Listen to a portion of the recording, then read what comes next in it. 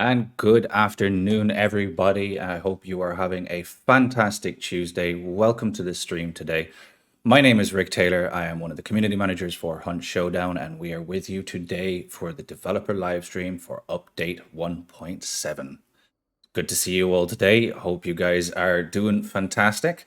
It's lovely to be back with you on stream again. And I've got some 4 lovely guests with me this evening as well, or today. So, as always, or at least almost as always, we have lead game designer Dennis Schwartz. Hey, Hey Dennis. guys. With us again for another stream. He's starting to become a little bit more of a regular. We have got our level designer, Tom Neitfeld. How are you doing, Tom? Hey, you're good. Very enthusiastic way from Tom there. And then we have a brand newcomer to the stream. For the very first time joining us, we have a senior gameplay programmer, Valentin Klink. Valentin, welcome. It's great to have you with us here, my man. First time, so, interesting experience to be thrown right into it. How are you doing anyway? Well, first of all, thanks for having me.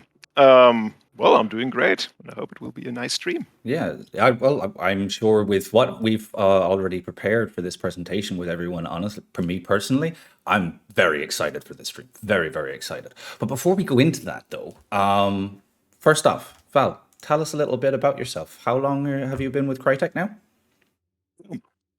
So my name is Valentin. As you can see, I'm a senior gameplay programmer, and I have been with Crytek for 4 years now.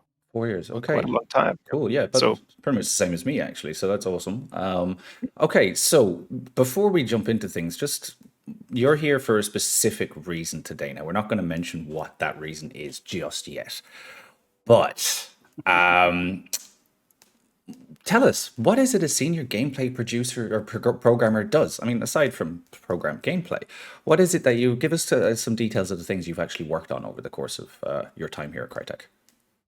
okay, sure. So basically, I, as a gameplay programmer, I work on things that you actually experience, well, in the game, of course. But to give some examples, you have the spectator mode or the death screen on which you can see how you died. Maybe not me, but other gameplay programmers have worked, for example, on shooting a weapon, that all of these things work, just the game mechanics in general.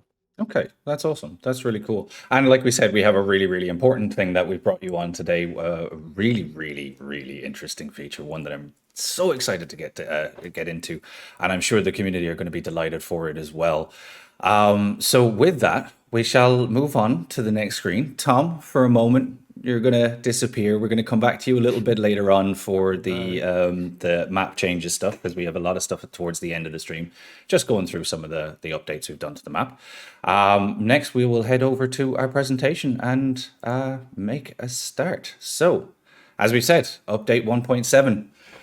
Dennis, there's a whole lot coming with this update. A whole lot. So actually, super excited. I thought already that like 1.6.2, the last update, was actually pretty massive, like with quite some good stuff in there. We called it a minor update. Actually, it wasn't. Minor update, and we just throw everything except the kitchen sink at you. But this time around, I think people will really like what we got here. Yeah. A couple of things you've been waiting on for a long time. A couple of things that might come as a bit of a surprise. So yeah, I think overall we have a very good mix set here. Yeah, definitely. I'm really, really, really excited to get into it anyway. And Val is here to specifically talk us through the main aspects of all of this. So one of the things that's coming up right now that we're going to talk about is probably one of the biggest, most long-standing community feature requests. And it's taken us a while to do it, but it's been a lot of work. And yeah, I mean, I'm really, really, really excited to get into it. Is there anything you want to say before I press on to the next slide and we show off exactly what it is that we're basically showing? Only to steal the thunder a little bit, we just basically went through exactly the same process with the stream. Go for it. Yeah. And there you have it, folks. Our latest feature is the Reconnect Support. So, and I think my neighbor super excited. Super excited about this. Yeah, this is really awesome. And I apologize if there's any background noise coming. Please let me know. My neighbor has decided to start hammering, and this is incredibly helpful. He's probably also watching the stream. It's just appreciation of acknowledgement. Like, this is really awesome. Yeah, I hope so anyway. I hope so. So, let's dive further into it. So this is why we have Valentin with us today. So Valentin, we're going to take us through a few things with it. So first off, though, like I said, this has been a long-standing community request. So take us through some things there, Val.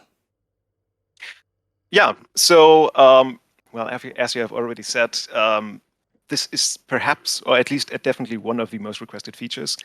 And well, of course, there is a reason why it took so long, because adding a reconnect to a game, it's actually a huge technical task. Like doing something like this in a game, when it has already launched, it's a huge undertaking. And it took a lot of time to get this running in the state that it currently is in. But we are just even more happy now that we can actually give it to you. So yeah, it's awesome to be able to introduce this, and I remember you saying just before as well that one of the kind of the main focuses that we wanted to try and take was this to ensure that it was as solid as possible, and as well kind of putting a bit of a focus on it not being exploitable, because I remember conversations with Dennis and with others in the team that was one of our biggest concerns with a reconnect feature was this exploitability. So and it seems from the fact that we're introducing it with this update, you guys have had a good way of going around that. So, well, yeah, we will get to that. Yeah, we'll get into all the details anyway. So next up, anyway, we'll go into there's two aspects to this new Reconnect support feature. So what are these aspects?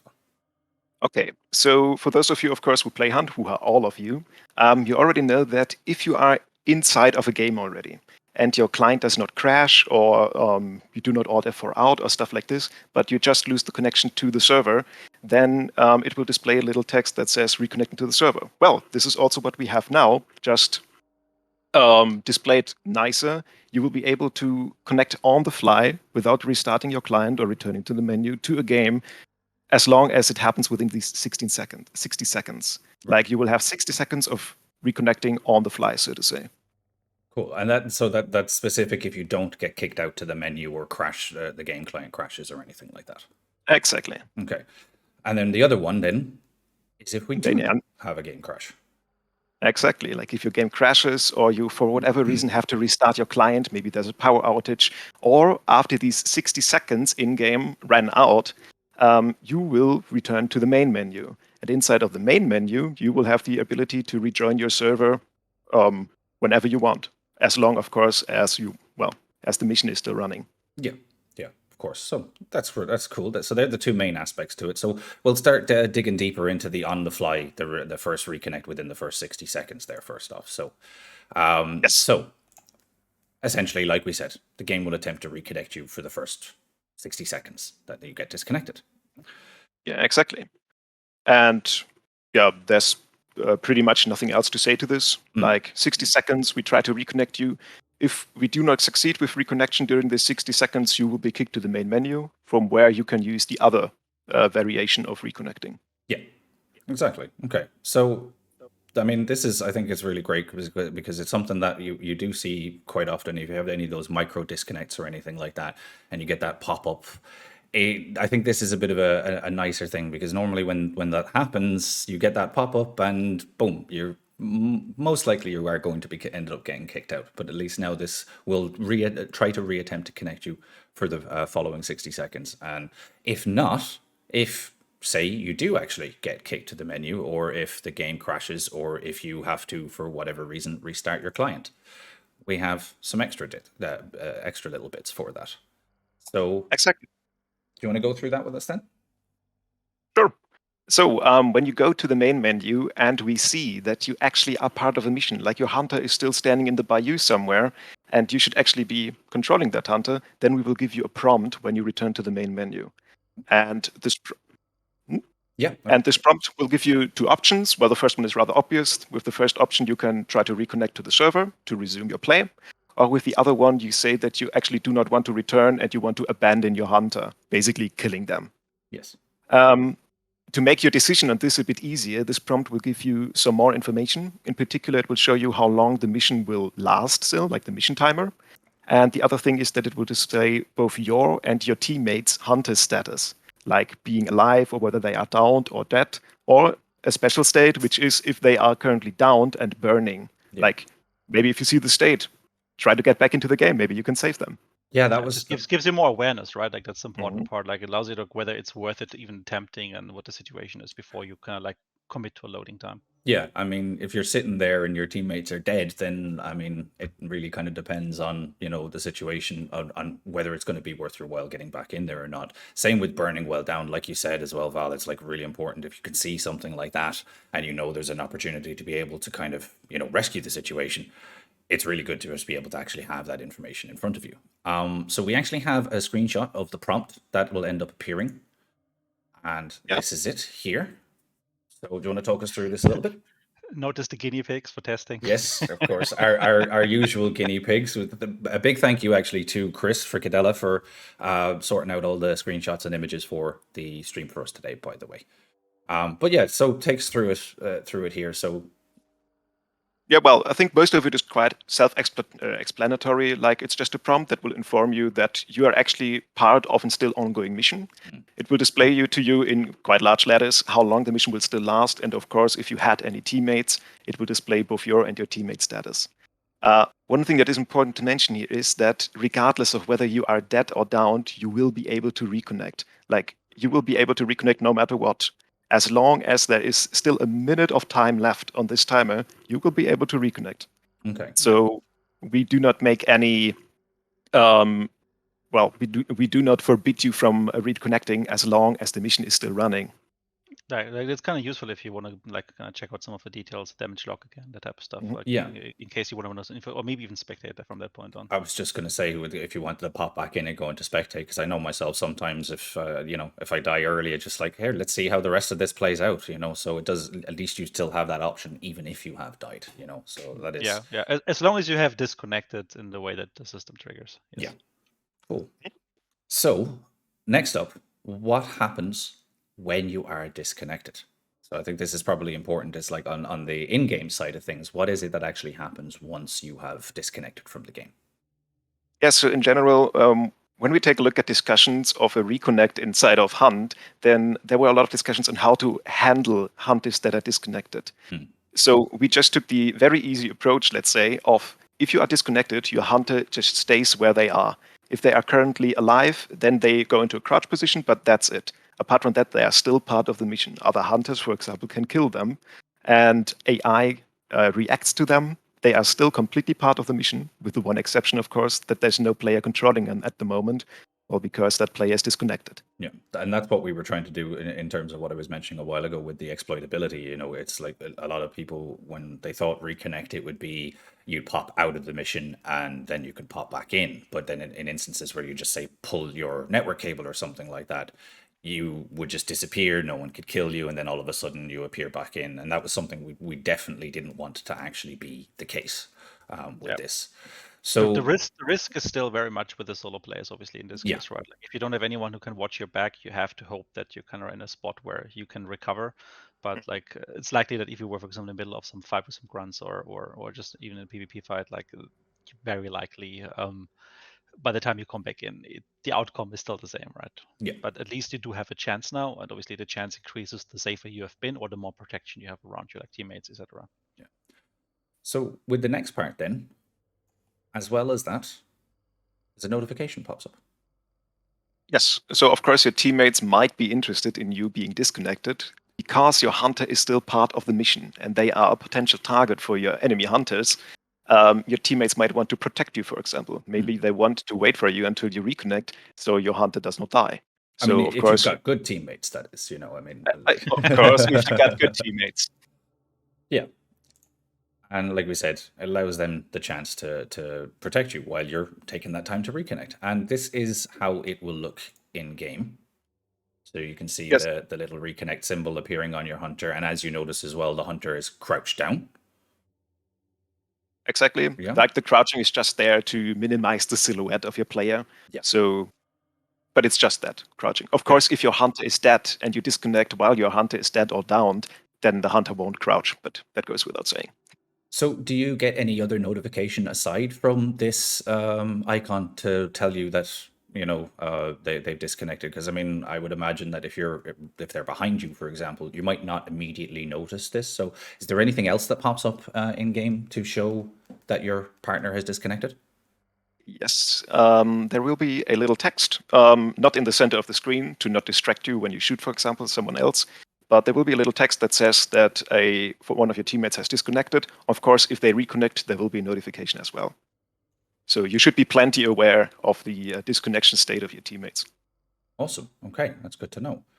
And Right. it should also not be so intrusive that it doesn't actually take away. So it's like the type of messages you've already seen before. Yeah. That will propose. It's just the additional icon obviously helps you to kind of like identify which of the players is the one affected.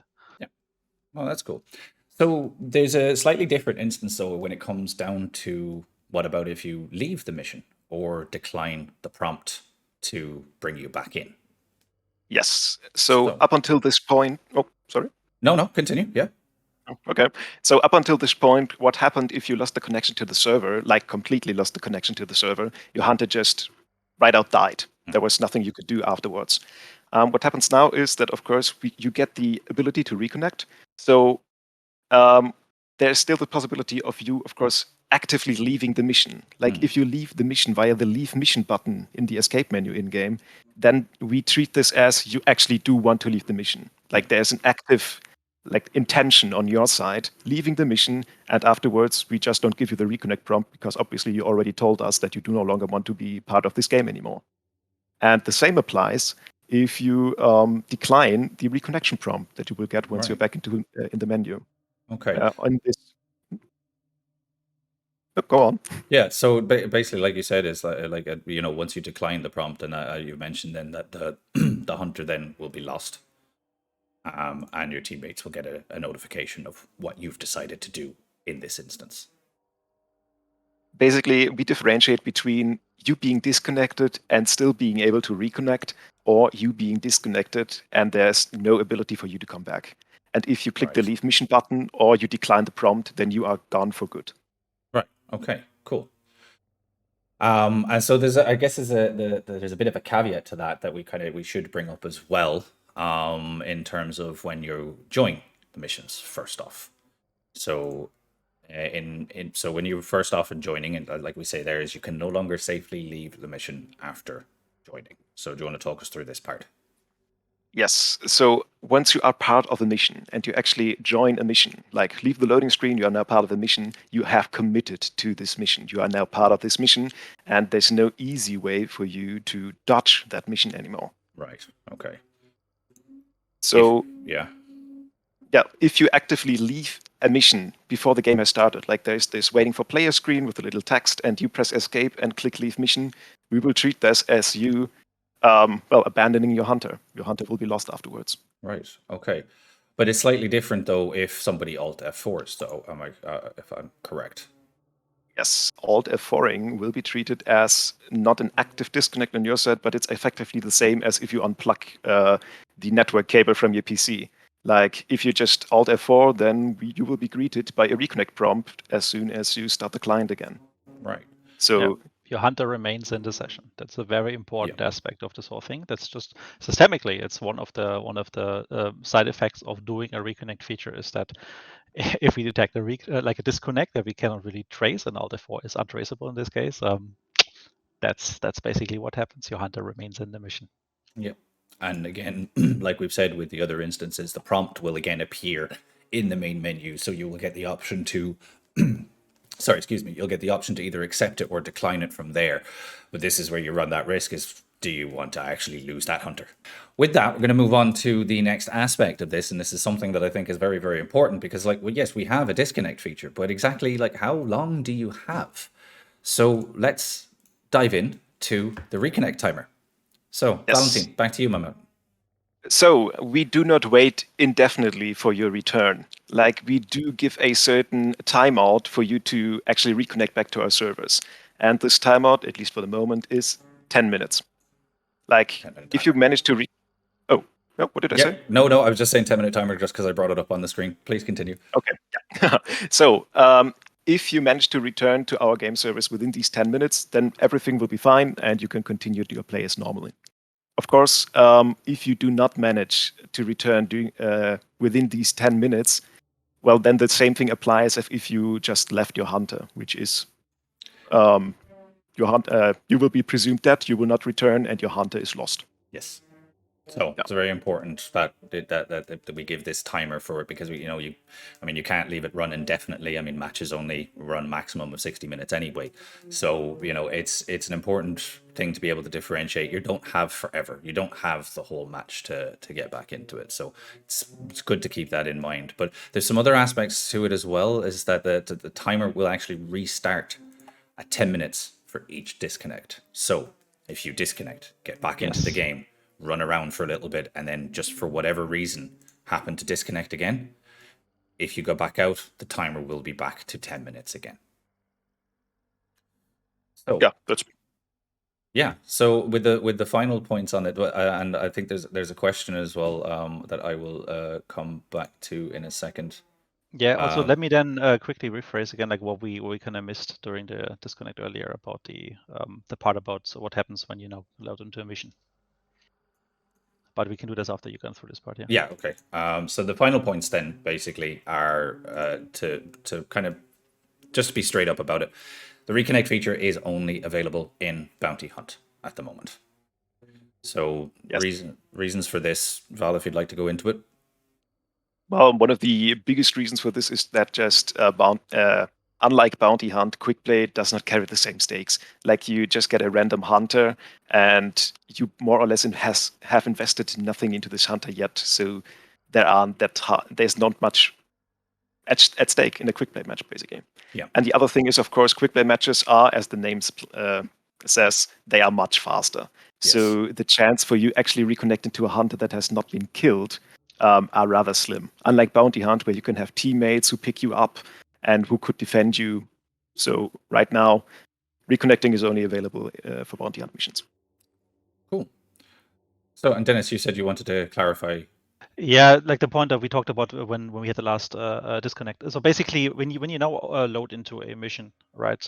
You, as we established, you cannot really just alt F4 anymore just to get out and just to get the hunter reset, etc. Just because you don't like the time of day. You're kind of committed, which means there's a high chance for people to actually be moving to exits in the beginning. So there's also maybe a new tactic about ambushing and looking for those. Mm-hmm. But also in general, like it means that you're committed now. You have to actually bring a loadouts that might be able to deal with the situation, so at least you can have a chance to get to your exit.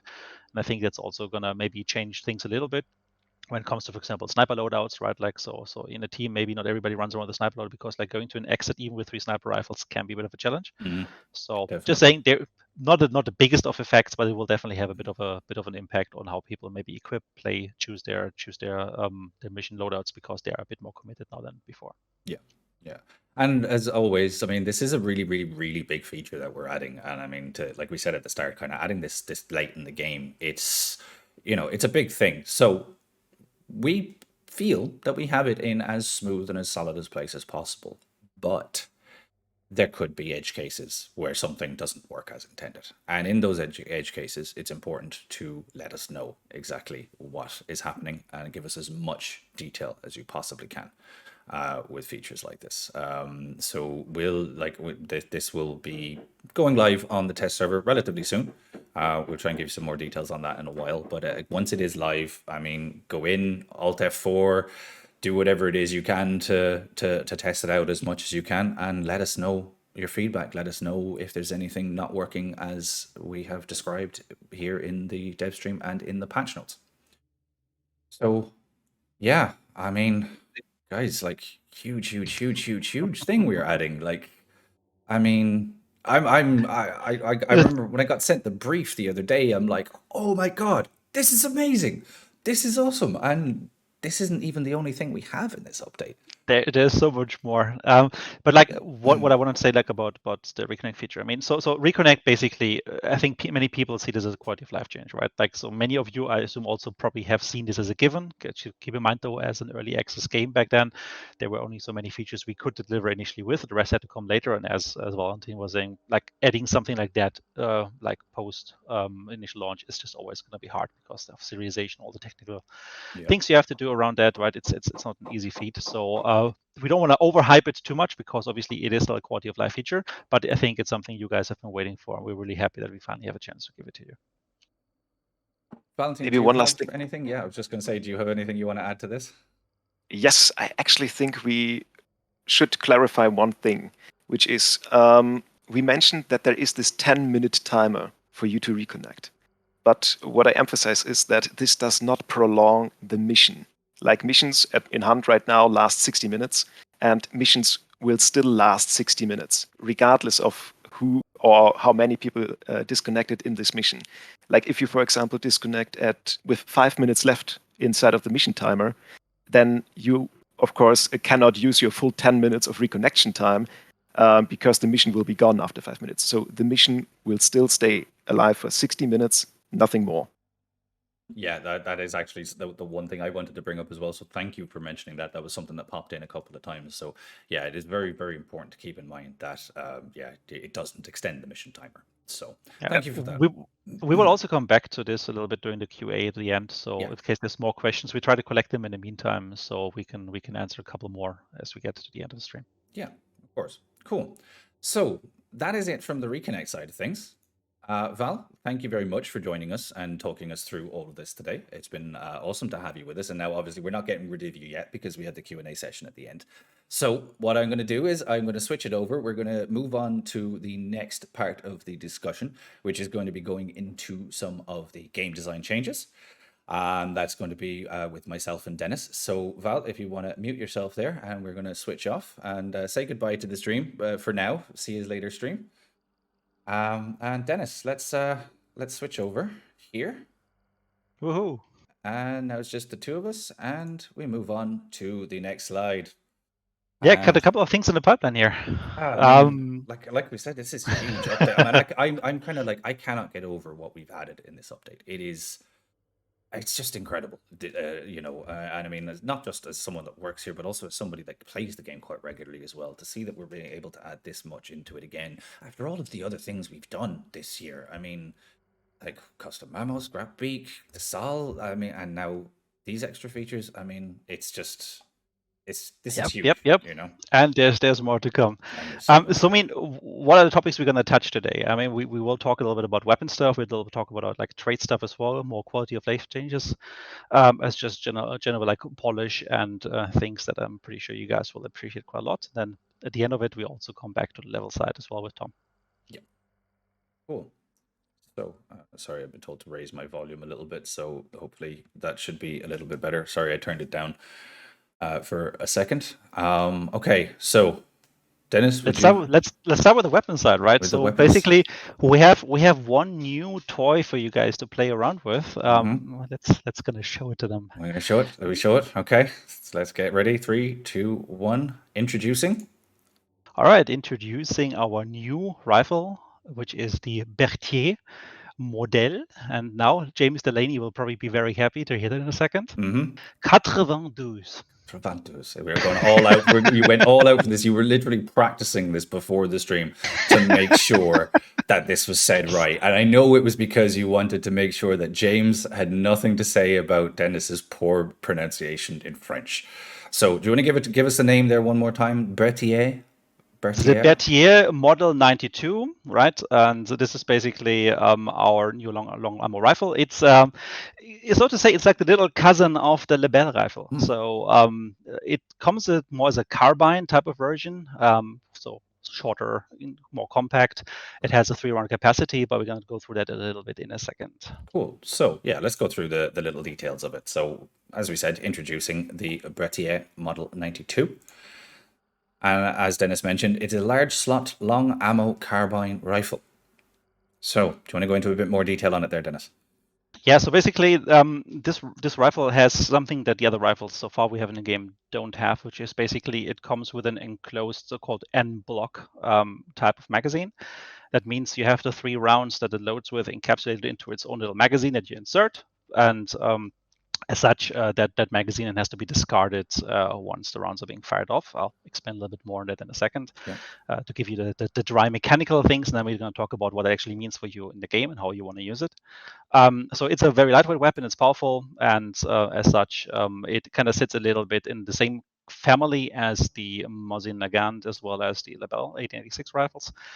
Think of it as a variety in that family. It brings a couple of things new to the table. It also might have some drawbacks compared to the other weapons, so it comes down to variety and choice primarily, whether you want to use the Lebel, the Mosin, or this new rifle. and gives you basically more flexibility in how to play your loadouts. That's awesome. There's just go ahead. Yeah, so I'm just saying it's really awesome. It's such a nice looking weapon, and we've got a few videos showing it in action and a couple of more pictures there. But do you want to? Was there something else you wanted to mention before we move on to the? No, just move on the stuff we see all in there. Cool. So we go through the awesomely beautiful table renders, and you can see just it's a beautiful machine. And we've got a little fun history fact that Dennis gave me on this, and I knew I was like, come on, we'll teach people stuff. We'll give them a fun history fact for the day. So, fun history fact, Dennis, if you would. It's basically like this is, as I said, like it's a smaller cousin to the Lebel rifle, and like in the French military when it was introduced, it was kind of like meant to be a rear echelon / cavalry troop type of equipment. So like as you would in modern days, maybe give like the rear troops like more of a carbine type of version, like short stock, etc., shorter barrel.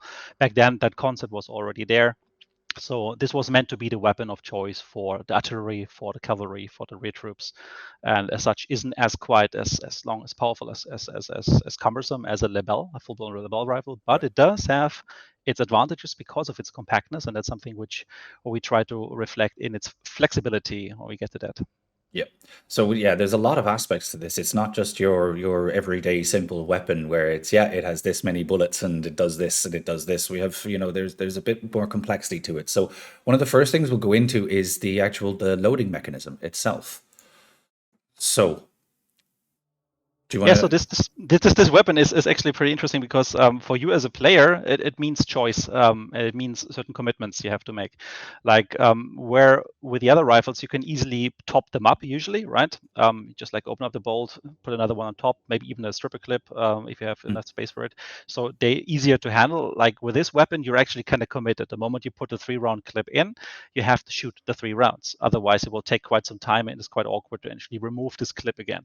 So very often it comes down to being the best option, just fire the last round to get a quick and easy another clip in, instead of just kind of fumble with the mechanism, trying to unhook that magazine, pull it out, and remove it manually. So your choice will be, in order to, you want to accept the longer reload time if you want to like actually get that clip out if you don't finish it, or if you want to just like finish and lose that maybe 1 round against a tree or against a wall, whatever, just in order to be able to continue shooting a little bit faster. So this will be very interesting, just because it opens up a completely different way of playing with long ammo rifles, where you have to kind of consider at what moment do we really want to go for the reload. Yeah. So if we see there, the next line, it shows that once the last round is chambered, the clip will auto eject, and it ejects from the bottom.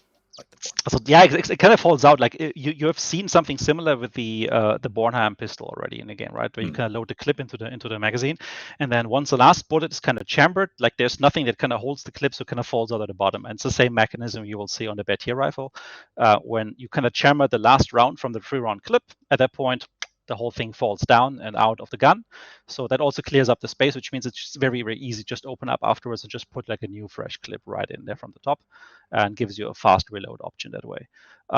It's something which actually a lot of rifles at the time had, like I think there was like the Kakana rifle, the German Gewehr 88, etc. Like lots of these weapons at that time kind of had this mechanism, but the Verti makes it really interesting because of its really 3-round capacity, as it's something very different and makes the player choose a lot more when to actually use the rounds. We didn't want to just like get like another 5-round rifle. Yeah, I think we have a lot of them, so this is gonna be a nice addition to the arsenal, I think. So leading on from the loading mechanism, it's probably best to actually go into the reloading side of things, because there's a bit to it. It's not just as simple as pop in the stripper clip like in others, or 1 bullet at a time. So do you want to take us through that? So basically the interesting part with this weapon is that what if you just fire 1 round? Right, so you have 3 rounds, you just fired 1, you want to reload. That actually means that in the case of the Verti, if you now reload the weapon and you don't have bullet grabber, you're going to lose 2 rounds, because one will be just ejected as you open up, and then you actually have to remove the entire clip with the round and then put a new one in. So you just discard that all. That means this weapon can drain your ammo count quite rapidly if you just keep on reloading after every shot, right? So it's something you have to be very aware and very conscious with in terms of when you want to do the reloading. That means also like then having bullet grubber actually makes the whole thing a lot more interesting, as it can save you both the round that is being ejected, is to snatch it out of the air again, and also then the magazine with the remaining round that you would normally dump to. Cool. Yeah. No, I mean, we have some videos to show in a few minutes, so we can kind of give an idea of how it looks when with and without traits, so you can really get to kind of see it. But one of the things there is, like, because of the complex loading system, is partial reloads, like you said, they take longer, so it's faster to remain firing the rounds, or fire the remaining rounds, and then rather than performing a full reload. So yeah, this reload system is not like any of the other rifles that we have at the moment, as far as I'm aware anyway. Correct me if I'm wrong, Dennis. No, it's kind of fresh, and that's an interesting part about it. It kind of fits like a niche. It's not just like another gun of the same type. It actually brings something new to the table, and there's going to be even more we're going to talk about in a second about it. Yeah. So the next thing is the interrupting shots.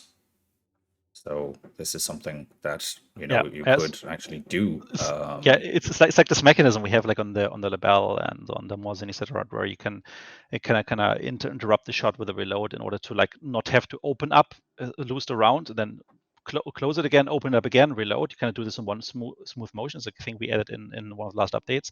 But that is actually not possible with this gun so easily here, just because, again, of that physicality of this end block and how it kind of like sits there inside the weapon. You need to remove that first before you can just quickly move and interact with it. Yeah. So yeah, so unless you have bullet grubber, which is obviously going to be able to help you regain some of those rounds. But we suggest best to reload with care. Good timing will ensure that it's a fast and competitive choice in comparison to the others in the category.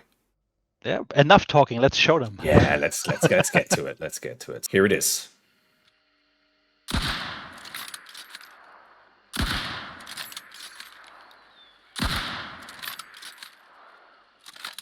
Like the sound. Yeah, it's really nice.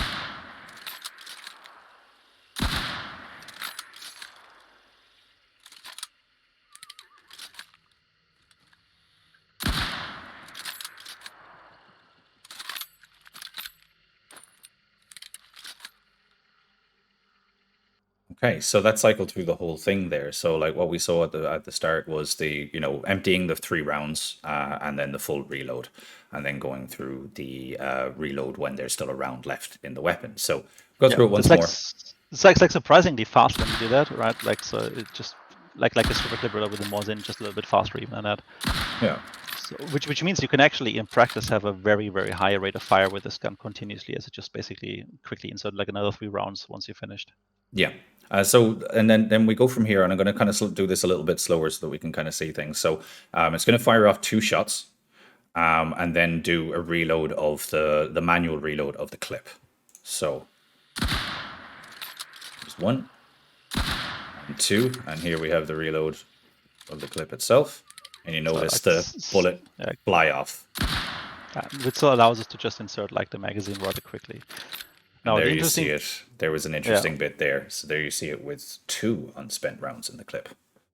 Yeah, so basically one kicks out as you open, and the other one is being thrown out together with the on-block clip, just to make room so you can insert the new one. Yeah. So finish it off, and that's that. Let's have a look at it when you actually do have bullet grubber. I think maybe this is the same video again. Yes, it is. So we'll skip on to the next one. Sorry about that. So this is with bullet grubber. Since you again, like first example, just 1 round remaining, so you can snatch it over the air, put the new block in, and ready to go. Kind of like as you would have expected. The interesting part is here, 2 rounds left. So you first catch the round, then you catch the actual magazine. So you save both rounds and just put like a new fresh clip in. That's pretty awesome, and that's where we go. That's what we were talking about with the importance of bullet grubber. With this, you gain such a much more versatility out of bullet grubber with this weapon, and like we'll go through it there once more again, just so everyone can see it. I see a lot of people in chat going, "That is awesome," and quite a sexy reload animation. And I have to agree, it is looking pretty good. There's a question about whether the Berthier is a medium slot weapon. No, it's not. It's a full-sized rifle, so it's stock, long barrel, everything. So it's on the same level as the Mosin and the Lebel rifle, but it basically just offers you a different play style with it. So think of it as variety within that family, just like, for example, there's variety between the Sparks and the Martini Henry. Yeah. So anyway, let's move on to the next part, and we talk about ammo switching. Yeah, so this is actually like one of the most interesting things about this gun, because we have the rule in the game at the moment where we say we only really allow ammo switching if you have a single shot weapon, right? You press the X button, you can toggle between two types of ammunition if you pre-equip them, and that gives those weapons flexibility. Now, the interesting part about the Berthier rifle is that in order for you to kind of load anything new into it, you have to fully empty it. And that opens up the opportunity for us to actually make this the first rifle that has more than one round that can actually swap ammunition. Yeah. So this is really where this weapon shines, as it can give you flexibility on a level that like a Sparks or Martini Henry bring, but it does so by having multiple rounds to fire in the same weapon. Yeah. And this is really the differentiating factor that really sets this weapon apart, besides obviously like smaller deviations in damage, recoil, control, fire rate, that type of stuff. But this is the functionality that really sets this apart. Yeah. So, this clip, I'm just the fact that we've added this with a rifle is just like, yeah, this is amazing in my opinion. So, the one extra point there, just that the clip must be removed before you perform a reload to switch to the other ammo types. Yeah, that's also the reason why like swapping ammo types. Obviously, there's like an animation if you press the button. Actually, takes a little bit longer than on the other weapons, just because it has to go through this process. It has to do so more carefully, because what we don't want is that by pressing the X button to swap ammo type, you actually are suffering from losing ammunition, right? That like the weapons, they usually don't have that many rounds anyways. So for just swapping between the two types, you make sure that nothing is lost. But that means everything has to happen at a much slower speed, so that you don't like let go of the bullet and kind of catch everything properly. Not as much as in style as it is for the bullet grab animations, but still so that you kind of like put everything that is in the gun into your pockets and then reload it with the other type. So swapping ammo types can take a little bit longer, much longer than if you were to go through like the normal reload process. But it is one way for obviously like for you to kind of like top up the weapon by unloading everything, swapping ammo types, and then swapping them again in order to be there with a full round. But I guess in this case, you probably would have already reloaded anyways. It takes quite some time. Yeah, I see a few people in the chat going, "Oh, possible new favorite," and the long rifles coming into play here. So it'll be interesting to see exactly once everyone gets their hands on it, exactly how they feel about it. And again, like we always say, we love the feedback you guys give us, so make sure you give us lots of it once it's gone onto the test server. And I think one of the last points I think we have on this, it'd be the ammo types that actually come with it. So obviously we've mentioned, it has the first rifle that has the ability to switch between ammo types. So let's see what is available. Yeah, so I think we did we have like a video about that part even, like showing that. I think that would be nice to show if there's. I do not. No, I do not. Okay, then you will have to see it on a test server. Yes. That was one I forgot. So it's all right. People can check it out on a test server. Now, when it comes to the ammo types, I mean, the Berthier rifle is shooting exactly or firing the exact same round as the Lebel, like historically mechanically, right? Like it's the same French like origin cartridge that's being used for that. It just obviously has a different performance because it's being shot from a different gun, like different barrel length, like the way it can kind of like build up power as it goes through, etc. So that means also that it has the same custom ammo types as the Lebel. That's primarily it's going to be the Spitzer ammunition as well as the incendiary ammunition. And there we go. There's all three of them. Yeah, and so basically that means you get them like in packs of 6 with a total capacity of extra 12, obviously. Then keep in mind though that on the weapon, like the first your priming round, basically whatever you choose first is the one that's loaded into the weapon by default. So that one actually gets like an additional reload inside the weapon.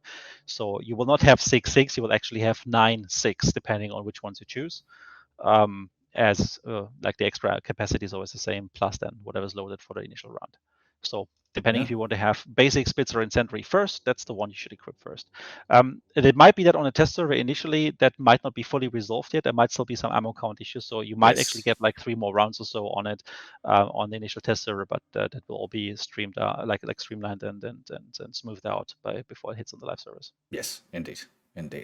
And I believe that is everything, really, all the main stuff to cover with the birthday for today. So really, really awesome addition. Excited to get my hands on it in actual live matches. I'm sure a lot of the community are as well. Off the top of your head, Dennis, are you aware of its cost? I am not top of my head, but if you give me 1 second, I can say for sure because before I throw any numbers around here. Yep. Because I see you've got a bunch of people asking how much it costs. So let's.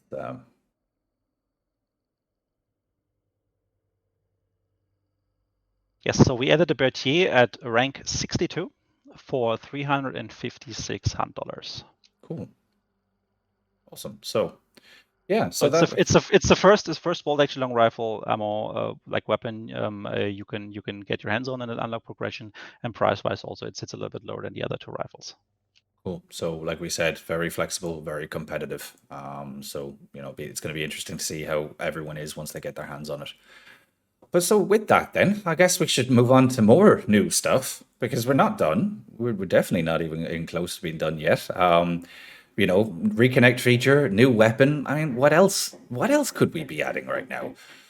Well, I'm here to tell you, and Dennis is here to tell you that we are adding some new traits, and we are updating some of the existing traits that are currently in the game. So we got like 3 new ones, and then we got like changes to 2 more. Yes. So let's talk traits a bit. Yeah, let's talk traits. And we have videos as well after each one to show you exactly what it is. These ones I remembered. So first up, we have a new trait called Vigor. Vigor. So as I say in the text there, while in Darksight, doubles the rate at which health and stamina regenerate. So basically, what it allows you is that if you're focusing using the power of Darksight, you can actually speed things up quite a bit. Like if you're under the effect of like for example health, stamina not being fully there in a similar way, like charcoaling and stuff like that. So like anything that kind of like affects you a little bit, you will have a bit of a boost on that.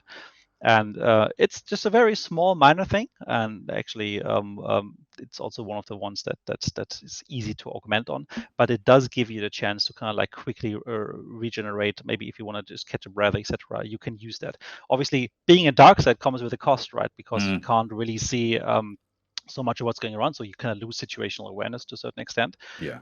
But it does, if you use it, give you the chance to kind of like speed things up a little bit, recover faster from whatever happens, and it kind of stacks, right? So there's actually a very, very interesting effect. For example, if you take the regeneration shot that we introduced last update, right, which halves your regeneration rate. Now, if you actually use Vigor, you're back at a regular speed for that one, right? And in general, obviously, if you regen health up to even the chunk, there's a normal way the health chunks regenerate. Doing that at double the speed can be really, really, really interesting. So it's a nice little trait that gives you a chance to kind of like add it to your playstyle. And if you have the chance, maybe for a teammate covering you, feeding you information still while you're in dark side, to a bit faster recover from what's going. So yeah, the next part then obviously is the Bloodline rank unlock, and it unlocks at rank 38. And the final thing for it is the cost, which is 4 upgrade points. So, it's reasonable. I mean, it's definitely not a cheap one, but it can be in a pinch. And as you'll see here in the next video, in a pinch, it can be quite handy, especially if you add it in with the regeneration shot. So let's bring up the video here anyway. And we'll play it here. So as you can see here, gets revived and goes into Vigor, and you can kind of see it. Like we will play it a couple of times. You kind of see like the health bar if that's what you pay attention to. Like you see like the normal regeneration rate. Like if the moment you go in, actually it speeds up, and just at the obviously at the same time you kind of still lose the situational awareness, but it just saves you time and gives you a chance to kind of like be back on your feet faster. Obviously, there's a chance for someone to push you with a shotgun in the meantime, right? Like so you have to be really careful whether you want to use it, but in last resort type of thing, it's really, really nice.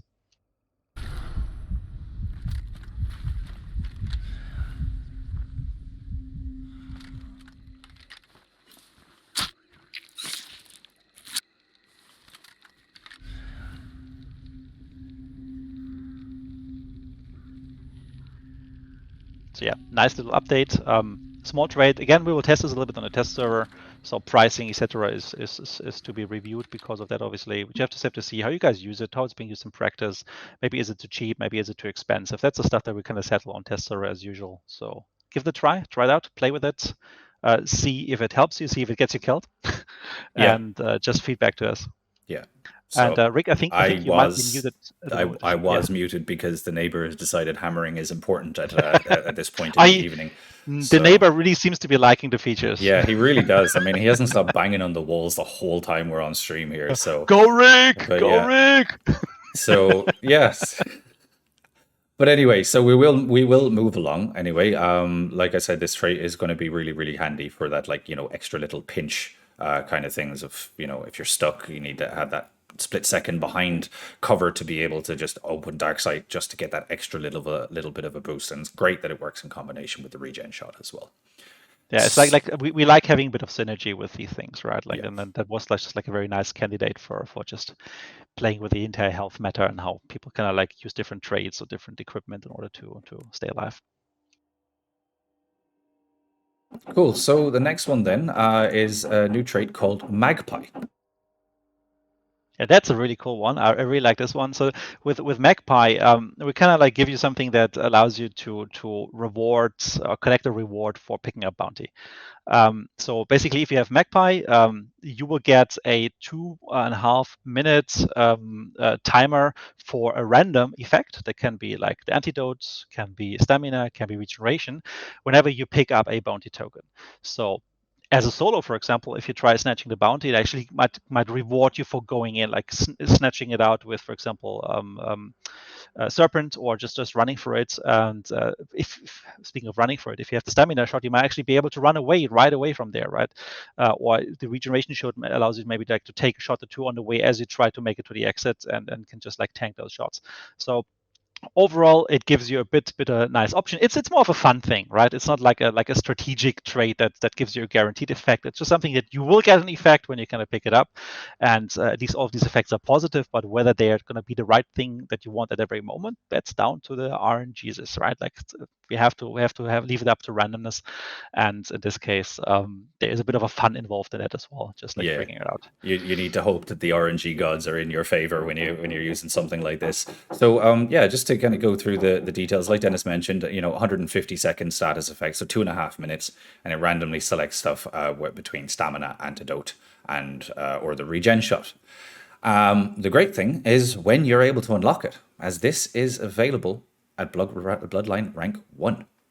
Yeah, so right from the get-go, which is actually kind of nice, like for players, so they have like one more thing to kind of spend their points on with the Fresh Hunter early in the Bloodline when you don't have so many options yet. And the good thing is it's not too expensive either. It's just an upgrade point. That's what I mean. Like with it's really just a fun thing, right? Like it's something that you kind of pick for your leftovers. Like so, at the moment you go for you go for Adrenaline, do you go for Dauntless, do you go for like Poacher and these type of smaller 1 point traits.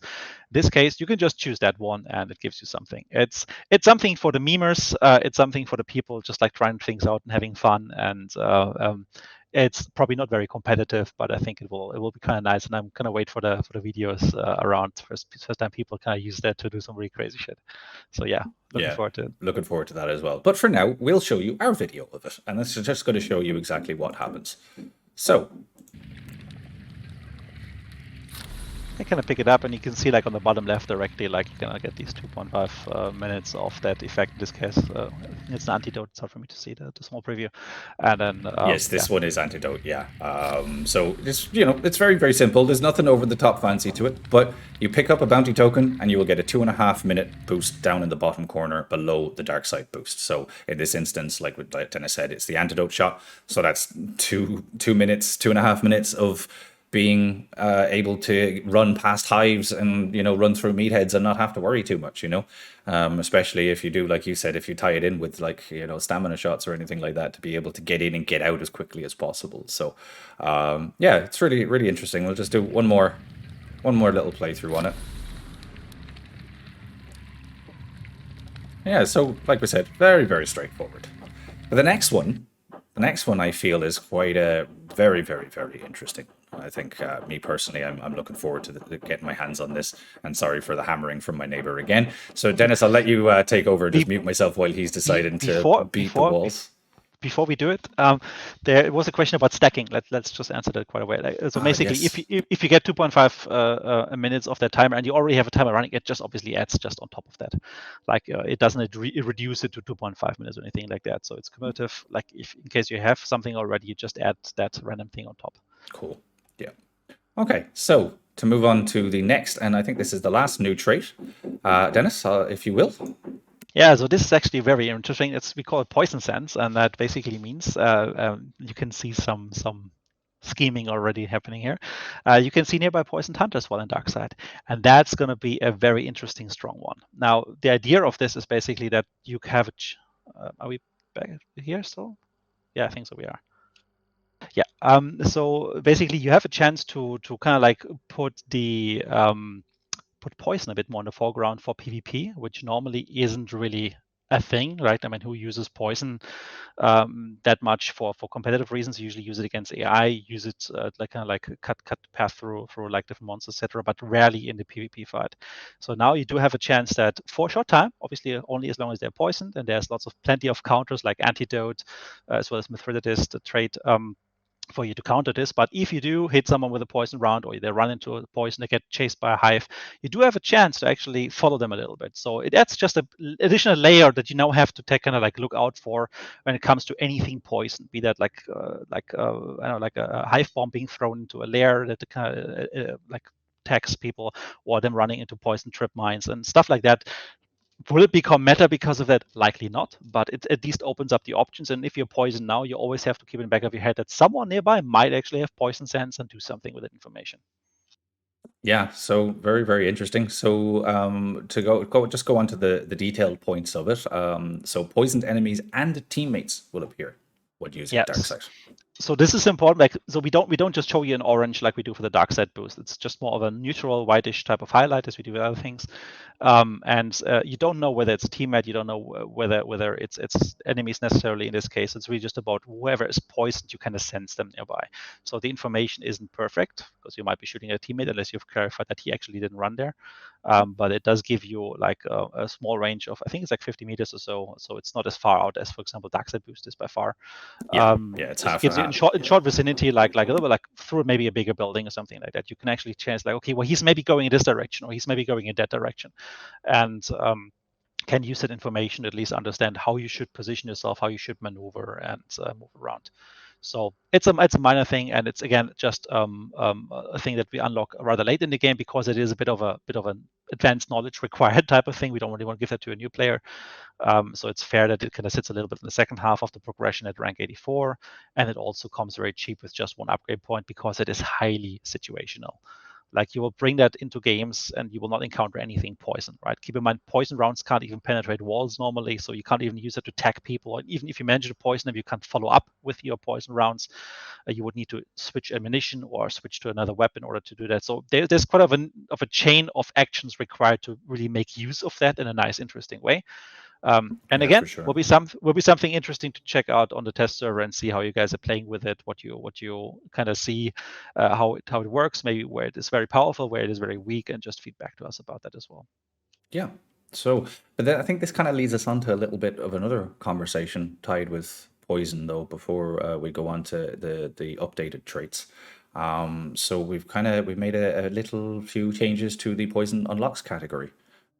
Yes. Because of this. So, first off, First off is that we kind of moved around a little bit the categories. Like so we realized that originally we had the poison category being led by introduced by the poison bomb, and it was actually kind of a bit of a later thing in the game. By just refactoring the whole thing and unlock thinking about poison, we decided to actually move this to rank 2. So it's something that as one of the first things after the initial load that the player is being told about it. So just makes it more accessible rather than sitting at rank 48. And we also changed the order of the poison category so that now instead of the poison bomb, you do get the antidote shot week 1 as the first item. So you do have a counter against poison available right from the get-go. You don't have to unlock like half a prestige first before you actually get a chance to fight it, or have to wait and hope for like some random hunters dropping some of those. Mhm. So it just makes the whole thing more reliable. And I mean, as we said before, right, Antidote as well as the like Mithridates trait, they shorten the time quite drastically, or even completely like cancel out anything poison. So that makes even using poison sense rather unreliable, because you don't really know what the other guy has, right? Is he protected? Can you see him? Can you not see him?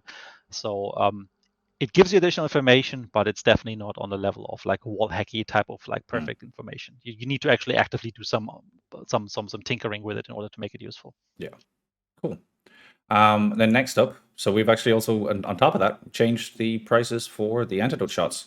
Yes, and the price of the antidote shots, they went down a little bit, and that's also related to another change. I'm not sure if you actually put that on the sheets here, which is we reduced the time for both the antidote and the weak antidote shots.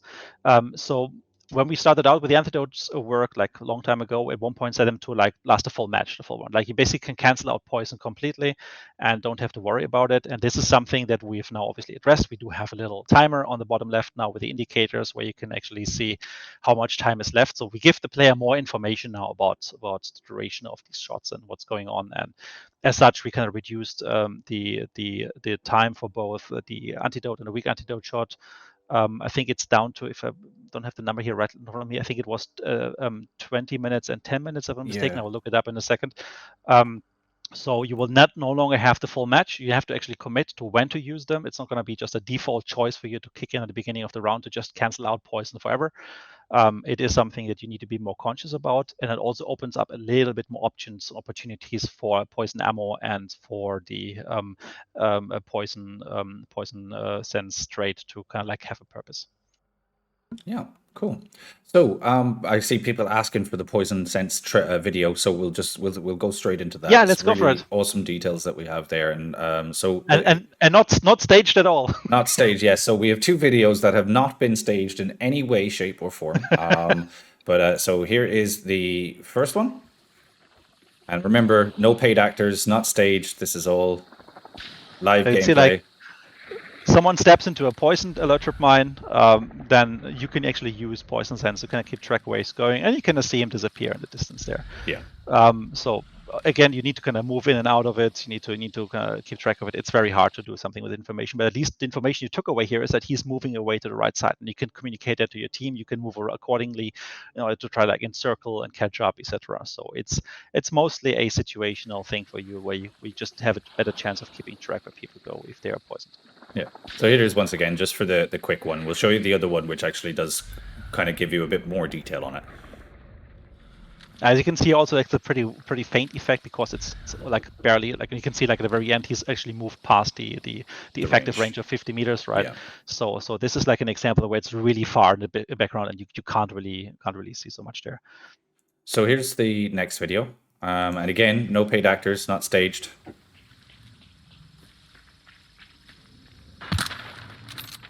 Oh, ambush situation failed. That guy's inside, so we throw a hive bomb inside.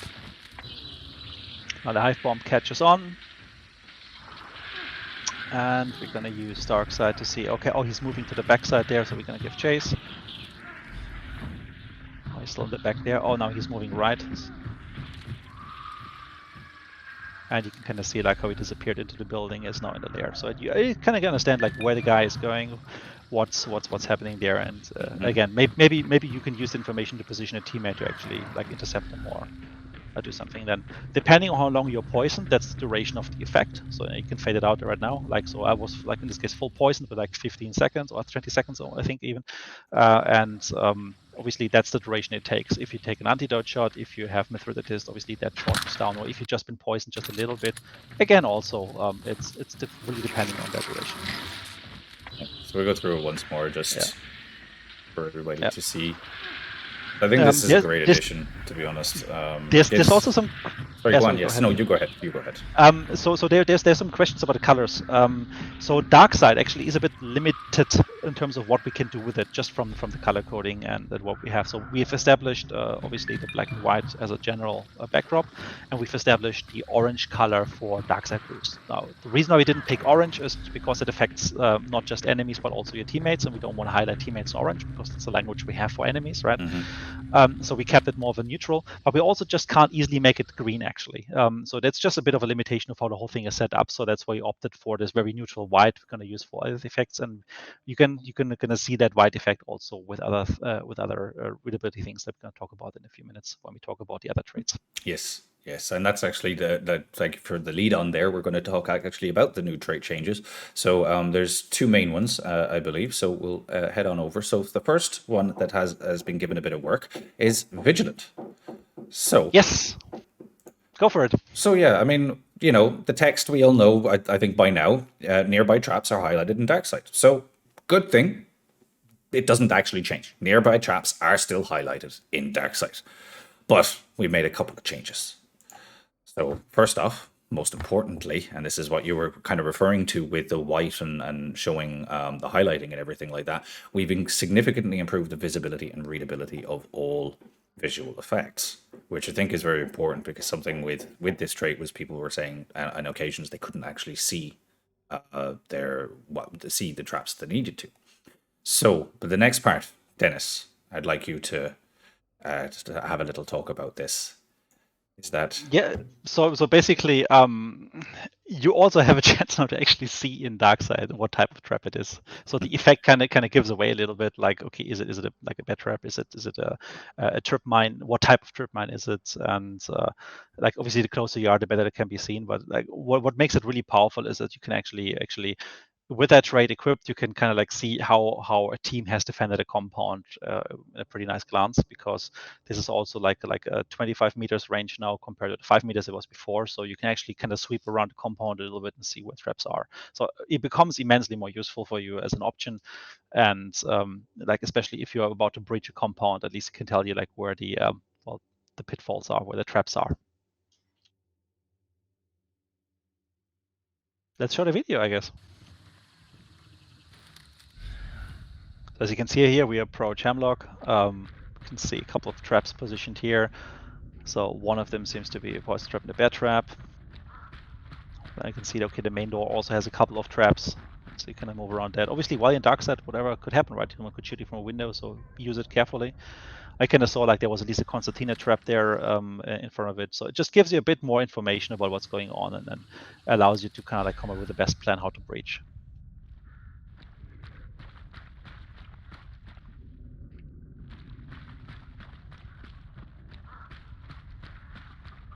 What I really like about it is like the way it layers. Yeah, so you can see like little wire there on top of the traps. That like kind of shows you that it was a concertina trip mine. Then the bear trap next to it. So yeah, it's pretty nice. I think it makes it a lot more useful and gives you counters for traps, so people don't just run around blindly and just have to hope they don't step into the trap because they have to keep their eyes straight forward for the guy sitting in the corner. You can actually navigate around those things, and obviously you need to bring the trait for that. But if one of the team does, you can again use it for an advantage and just kind of guide the efforts of your team for breach and enter. Yeah. So that's pretty cool. I was just saying while I was muted there a second ago, it's great to be able to actually differentiate now. I mean, this was always, it was something that's been said that it would be nice to be able to do that.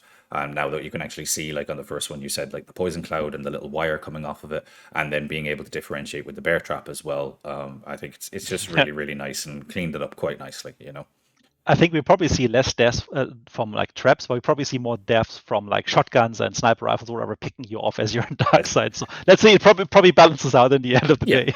Yeah. So with that, then we have one more trait that we've updated, and in line again with how we have a bit of a theme going on here on improving how things look. So with Blade Seer being the next one.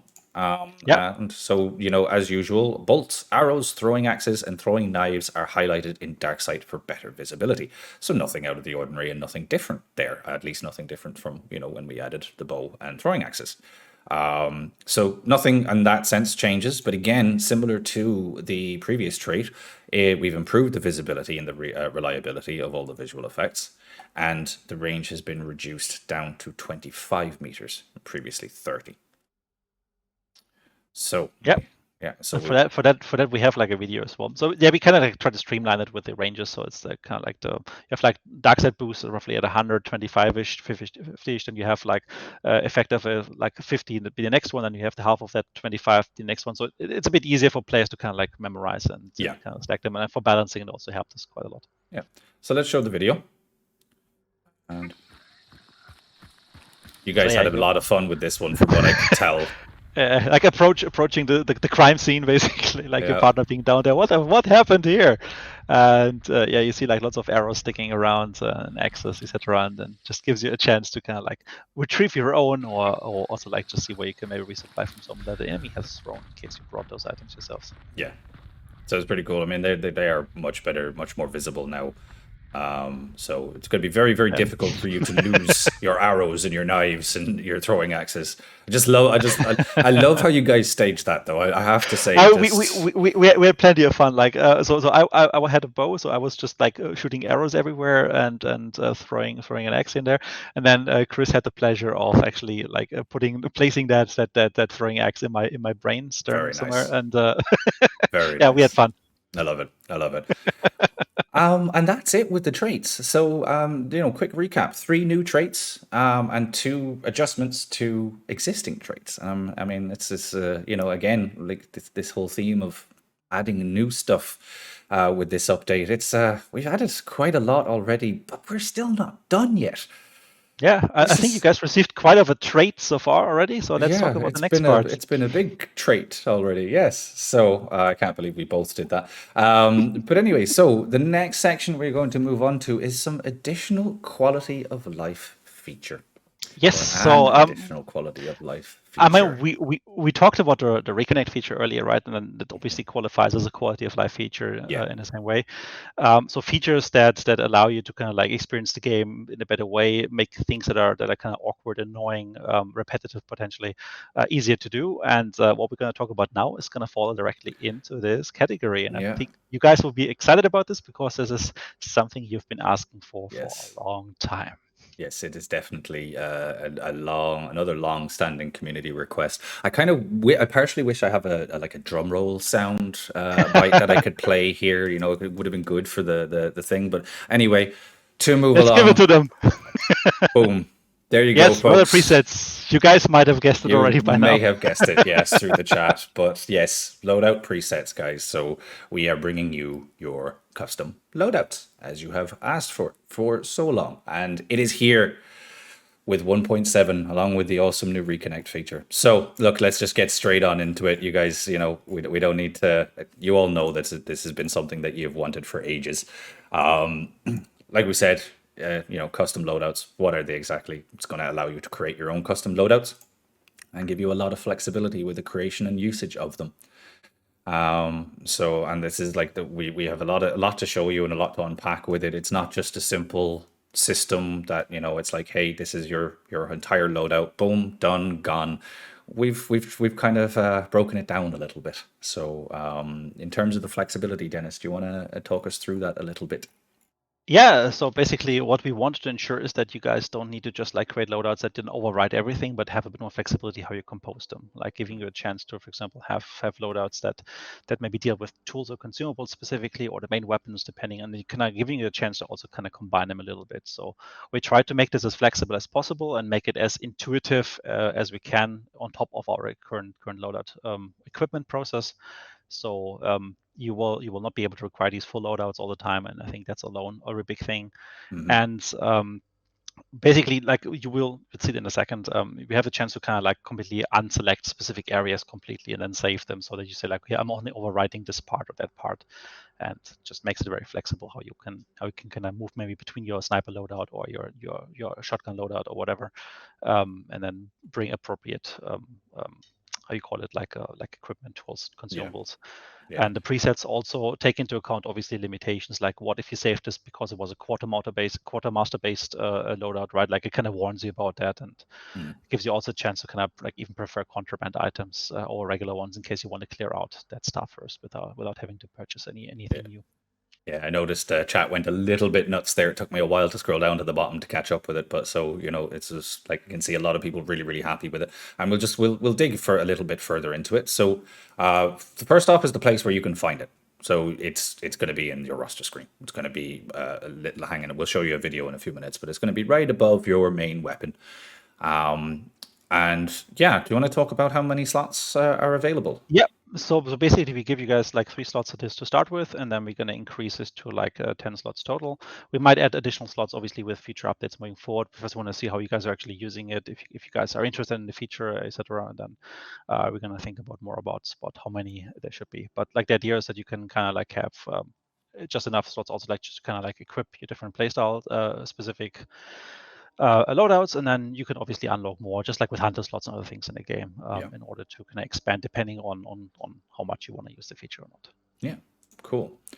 So slots then will become available to everybody after they exit the trainee mode. So after rank 11. Now, obviously, this is only for your first time playing through it because the trainee mode is only on your first prestige. So after you prestige, you don't have to worry. It's there. Once you hit that rank 11, then that is it. They are available to you, and you have 3 from the get go and can immediately start just creating the loadouts that you want. Yeah, like this is part of a move that we want to expand on, also like into the next year, etc. It's like just like streamlining a little bit in terms of onboarding and how maybe features are being made available to the players initially, just to not overwhelm them. And for this one, we decided just to do it right out of the way, and so that means it's available once you're out of training mode. Yeah. Cool. So each slot then can be renamed as well, which it's really, I think that's quite important because you don't want to be getting confused or just have it as slot 1, slot 2, slot 3, slot 4, or anything like that. So you have the ability to name them as well. And one big thing about it is like, and this was something that we were asked for as well when kind of considering this one, is items not in your inventory. So what's going to happen when you don't have an item in your inventory to just automatically equip? Well, first things first. Yep. Yeah, exactly. Just go for it. Is the missing equipment will automatically be purchased. So as long as you meet all of the requirements. So again, requirements will just be, your not rank, be poor, money, not be poor. Yeah, having the traits. In particular, say for example, if you have a quartermaster build, if the hunter you're equipping doesn't have that trait, you will not be able to equip every aspect of it. And a good thing is that you will be told as such. So we have a video. Go through it, and then we'll go through it a couple of times so that we can unpack each bit for you guys. Yeah, you guys might have noticed it actually earlier when we teased a little bit. We hit it there in the Reconnect prompt screenshot. Not sure, maybe some of you picked it up already there, but you can kind of see it on the top right there above the rifle. This is how you access this. So let's just run through the video, and then we can talk about the steps a little bit more after this. So we see the bunch of different loadouts here, and there's the button to rename. And that rename button highlights when you press each one. And these are the ticker boxes that we were discussing so that you can, add specific aspects and not have to take everything, just in case maybe it's an existing hunter and you don't want to have to worry about your main weapons or anything like that. And you see there the icon that appears when you don't have something to be able to unlock said loadout. Yeah. And there's this Chris hit a couple of Easter eggs in there as well in the video. Did he? Okay. Well, let's go through and unpack a little bit. So we have the obvious Bushwookie. Yes, in there. I saw that Bushwookie one as well. So thank you for that, Chris. So just to continue going through it there. So we see here he unchecks first off rename. So very simple. He just uses example for now. So nothing over the top there. And then you see here him ticking the boxes and hitting save. So you notice here is trying to actually save the loadout based on what's currently on his hunter. And then there, so as you can see, he's checked the box for all of the consumables and the main weapon, and that is all that is carried over. And in case anyone didn't notice it, there is also that prioritized contraband as well. So if you tick that, it will try to pull from any contraband weapons that are currently sitting in your inventory. And then switch over to loadout. You see here, interested in, it also gives you the price of how much it's going to cost if you do not have it in your inventory. So you see there the upgrade is 275. And here is an important one. So it's where you don't have the required trait. Now there are a bunch of different phrases that will come up here. So it will say like if you're not the required rank, or I don't have the required money, or don't meet the trait requirements, and these will appear here, and that will basically mean you cannot go ahead with this. So you'll probably need to untick that specific box just to make sure that everything else goes through. Yeah. So while it might be a bit tough today to kind of break all that cool new stuff to you with the disconnects we're having, I think you guys really do appreciate the quality of life stuff. So I think this is a very good change, and I'm very happy that we finally have a chance to give it to you. The UI team worked really, really hard on making this happen, so kudos to them. Yeah, it's really cool. So can do one more quick run through just for everybody, because like, I mean, look, everybody's going to go nuts with this once they get into the game, but you know, might as well, as it's not currently on the test server, you might as well have a quick look just so you guys can see.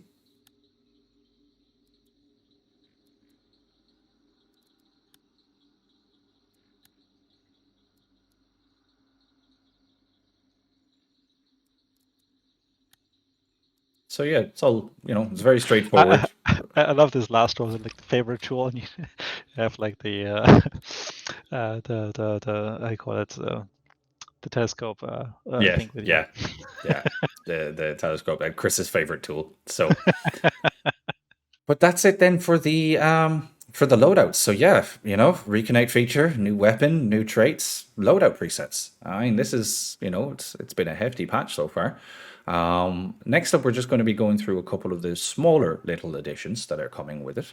Yeah, let's just round it up nicely, and then we move over to level side.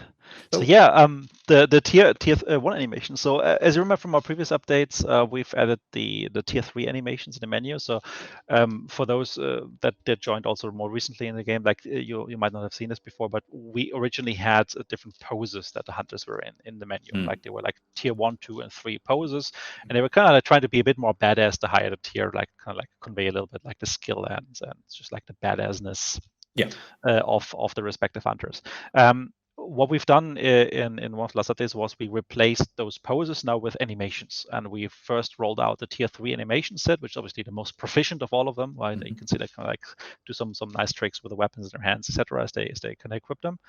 And now with this update, we're going to add the second batch, which is the tier 1 animation, so that the tier 1 hunters will actually play the tier 1 animations, and the other hunters will play the tier 3 animations. And moving forward in the future with the future update, we're also obviously going to add a tier 2 animation set as well. But for this update, we're going to add the tier 1 set.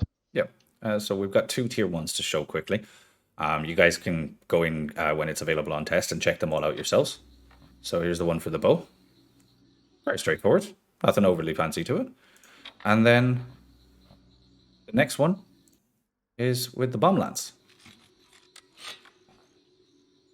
So overall, they are a lot more like low key, like a bit more played down. You kind of like, obviously each of the hunters, they kind of know what they're doing, because otherwise they wouldn't be going out hunting monsters. But there's a clear difference still between like some of the tier 3 hunters and the tier 1 hunters, and just the way they kind of like also play with their equipment a little bit, enhance, show off a little bit. And yeah, you just have to watch them all in the menu as you go on test server. Would be kind of weird, like going through like 30, 40 different animations now here. Yeah. But just a couple of examples, just to kind of see what we're at with this, and then you just check them out in your own time on the test server. Yeah. Cool. So that's like we said, once they're on the test server, you guys can go and check them all out. Next up, we're just going to move on to the last part from the game design side of things, and that is some new legendary blood bond weapons. So we have some really, really beautiful new weapons coming your way, and specifically going to be blood bond weapons. So yeah, first up we have this beauty, and that's really awesome. It's the Swan Song. It's like a Lebel 1886 rifle. I really like the skin actually. It doesn't have this like overly fancy, like the Altar Boy, for example, like golden and engravings and etc. in it. It's a bit more like woodwork, and I think the artists have outdone themselves again with this one. I think this is really, really nice, like especially like embossing on the receiver part. So very, very nice one. And we have some nice text to go on with this. So it's an air of finality lingers in the smoke of this label 1886. An urgent call to the afterlife in the ring of its shot, known as the Swan Song. It heralds an early closing performance of those caught in its sights. Very, Nice. very eloquent. Very, very eloquent. And this is available for 700 blood bonds in the Blood Bond store. Nice one. And we just have another top-down, slightly closer view of it. So that is the first. We have 4 in total. Next up, and this is my favorite out of the 4, I have to say, because I always love it when we add in new skins of this type. We have the Springfield 1866 Spring's End. It's just designed so well. I love how that looks, really. And I mean, I'm a huge Springfield Compact fan anyway, so any more skins we can get, I'm happy for it. And we got some more eloquent text. So it's yellowing grass, empty nests, and rotten blossoms are the litter of Spring's End. Rebirth happens alongside death, and this Springfield 1866 Compact guarantees the cycle keeps turning. And we have another shot for you, for everybody. So, and then next up, we have 2 more. And this is the Martini Henry IC1 Siren Song.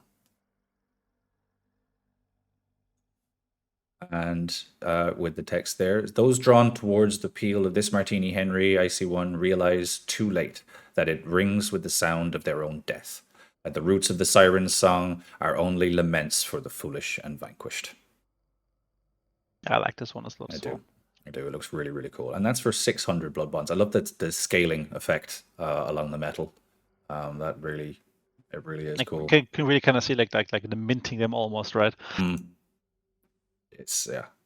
And then finally, we have this bad boy. And it is a Mosin Nagant Obrez drum called the Gaunt. So, this Mosin Nagant M1891 Obrez drum is a symbol of the haggard and hungry. It's bleached painting, a reflection that the spoils are taken by those who want them the most. And this one then is available for 600 blood bonds. Yeah, I really like this one as well. I like the bone stuff. It goes so nicely with a lot of hunters. It does. It does. It looks really, really cool. And then the final one of the image on it there. And yeah, so that is it from the game design side of things. But don't worry, folks. Dennis won't be leaving us anytime soon. At least not yet, anyway. Kudos to all the guys working on this stuff. Like, I mean, it's been quite a tremendous effort from the entire team. Like, be that our character artists, a weapon artist team, the animators, sound guys, particle, everything. Like, everybody has been working very, very much closely together in order to deliver this. And specifically, again, like, shout out to the UI team that have done a tremendous amount of work there with the loader presets. Yeah, for sure. For sure. Okay, so we are going to switch scene and we are going to bring somebody else for the next segment of the stream. Tom, are you ready? It is your time to shine, my friend. And we bring him back. Hiya, Tom. Good to see you again, dude. Thank you for being so patient and waiting for us for the last while. You know, we can always say along the day, you know, saving the best for last. So for everyone. Hi, Tom. Speaking of the best, where's the cat, Tom? Where's the cat? Yeah. Yeah. Well, you missed that part. Oh. Okay. Oh well. No stream cat today, folks. I'm very sorry about that. So with Tom here, we are going to discuss something very, very specific, and that is map changes. So, Tom. Yeah, we've taken some time now with the Map 3 release. First of all, of course, to fix bugs on the cell, to polish the cell. We have some screenshots of some stuff that we polished, just some small examples. And I would like to take this place here also to say big thanks to everybody who's been sending in bug reports on the Discord. Because it's been really helpful, because it's just the maps are so big, there's so many little nooks and crannies you can get stuck in, or things that aren't just quite right, and there's been a lot of good reporting on that, and that's really helped a lot. So we made an effort to fix all of these reports that came in. but yeah, you'll find all the details in the patch notes. But yeah, mainly small polishing things there. Yeah. So what we were saying a while ago is a couple of things in particular in Desal is we improved a lot of the storefronts. Added a new entrance to lower Desal. You know, nothing huge, but it looks nice. And polish to the saloon. Yeah. So just general map polish. There's also been a damage pass, I believe, to lumber. So yeah, here you can, in the next slide, you'll be able to see the polished shop fronts. yeah. So here A we have bit. the new shop fronts. You can see everything is much clearer. Like the writing is clearer, and just everything looks nice and clean. So do you want to talk us through exactly like what specifically was your focus here? It was just I mean, this is just the visuals, right? I mean, obviously, there's always, especially for these last little few percentages, I would say, of polishing these compounds. There's never time for that. So we just took some time after the release now to just get it to 100%. Now that also optimization is working for the third map, which was the biggest factor before the release, it is now was a good time to do the polishing. definitely. So here is the entrance that we mentioned a minute ago. And I also heard a little bit like if Tom, if you could speak up just a little bit, I think some people in the chat would love you to. Yeah, I can raise mic. Is that better? Yeah, yes, I think so. Rick is just so intimidatingly like loud, and just you kind of go under next to. Okay. Can turn me down a touch. That might help. That's fine. But then next up then as well is the saloon and the cleanup that you did there. So yeah, just in general, just some small polishing details on the cell. Nothing much to show for. We noticed, obviously, while playing as well, that maybe some of the boss pits, there was some options missing to look in or out, stuff to push into the compound to defend. So we also may have moved some of the windows or made some new entrances. You'll find lots of small things for this map. The main focus of this update for us was on map 1 and 2, actually, which we're going to get to now. Ooh. Yeah, you ruined our joke because we were going to do right. That's it. That's everything. There's nothing more. We've just changed that. I ruined it. But wait, I'm sorry, I couldn't hold on to it. It's fine. It's fine. Let it all out. Let it out. List. We had this on our list for so long. Like while we were working on map 3, there's obviously we were still playing. We were still playing map 1 and 2, and there's all these things that you notice that you want to fix up, but you have to kind of put them on the backlog. Yeah. So now is a really good time to get to them. But yeah, so we were going to trick everybody and say, right, that's all we've done with the map. We only brought Tom on for 5 minutes. But wait, there is more, and the more is going to be awesome. So anyway, let's move on to what we're actually doing. So Stillwater Bayou and Lawson Delta. Tom, take us through it. Yeah, we have touched up a lot of the compounds. Actually, we're going to go through just the highlights in here. I'm pretty sure we're going to release a small little blog post or something that has a bit more details. Yes, that is currently being worked on, and we should have it early next week. We should go into further details about stuff. Perfect. And also, I mean, everybody will be able to see it for themselves on the test server, and it will also be in the patch notes. So yeah, let's get into some of the screenshots. Yeah, so first up, we'll go to Lawson Delta, and the first place we are going to talk about is Windy Run.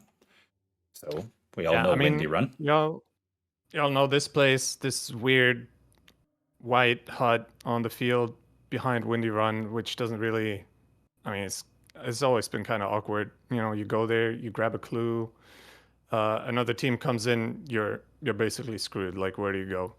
So yeah, we've changed that up a bit. So the next one, shall we? There we go. Yeah. And this is how Windy Run looks now. There's a lot more options. You can also see a bit on the screenshot. You can also now go on the roof, which you couldn't before. There's roof access now, more entrances to the top floor. You can actually circle around from the south to the north side or vice versa. It gives you more options to approach the compound, right? Instead of just hanging out in the barn north or hanging out in the Arcadian house south. You can do more about it now. You can actually circle and actually do something. Yeah, that's really cool. So big difference. And then we go around to the south side. I believe it's the south side, and we've this is how it normally looks, Yeah. and this is South what we have side. added. Same thing. It used to be really empty. You really only had this one entrance at the corner on the I don't know if you can go back to the before picture. Yeah, basically you would just go to this vault in the fence over there, and that's it. The field on the left completely empty, nothing really there. So if you go back to the after, there's now this hunting tower which oversees this entire new area. There's now a cornfield that you can actually use to navigate through the south side and not just this open, empty, plain grassland. And there's also this little bunker now down there with this falling gate, so you make a little bit of noise when you go in, but it's an option to get in and to take position. It's basically just a new pocket. So Cool. Yeah, It's really awesome. awesome. Really awesome. Cool. So next up, I mean, like guys, obviously when this is on test server, you guys will be able to go through it and have a look at all of the new changes, but we're going to quickly go through the ones that we have. So next up with Lawson, we have Wolf's Head Arsenal. And, you know, again, we all know how Wolf's Head looks. yeah, And Arsenal for this one, biggest thing is there's been visual improvements, but there's also been mainly we wanted to connect the buildings that build the compound perimeter a bit more, which we've done already in the past, right? Where we connected the towers that go towards brickworks, so you can actually cross from one building to the other without having to go downstairs. And now we just try to build up more on this connection, so you can actually circle around the building better. So you'll find a lot of small jumps and vaults and quality of life things you can do now, which you couldn't before. It plays a lot smoother now. cool. So I died there last night, so I'm very much looking forward to that. yeah. So then we have some other highlights, and we're not going to, like we said, we're going to just kind of touch on some of the bigger things, and then give some like quick details of the other highlights. So the other highlights, anyway, we have some changes to Bradley and Craven, Fort Carmick, Nichols Prison, the Forest area, and Mall Battery. And like we said, we'll have more details coming in the patch notes. But is there anything quickly you want to touch on with these points, Tom? I mean, not really. It's just the forest in prison was very corridory, so we learned from map 3 that the more organic forests feel better. Or actually, we learned that from map 2 and applied it to map 3, and it worked. So we're kind of looking at the map 2 forests now. We want to keep them because they're unique, but in some places, it's just when you just only have these blockers where it's only left or right, and if you get pinned to one and you can't really move away, it feels bad. You feel trapped. So some of the forests we might break up a little bit, but this one, this is one of them. Is just like right outside north of prison. But yeah, Cool. You'll see it in the block. What I really like is one of the changes we've been doing for Karmic, where we do have like the central area now.